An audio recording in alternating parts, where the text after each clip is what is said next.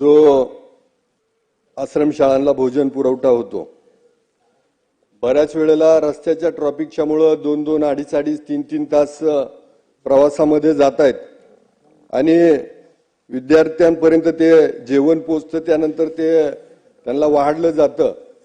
तर याच्यामध्ये ज्या काही चपात्या बनवल्या जात आहेत ते एकावर एक टाकून नेल्या जातात, त्यानंतर त्याला शेद येणं किंवा त्या गिजगिचीत गिळगिळीत चपात्या होणं असा प्रकार बऱ्याच वेळेला होतो आणि भाताला तिथे जाऊन परत स्टीमिंग करावं लागतं आणि मग गरम करून हे जेवण द्यावं लागतं।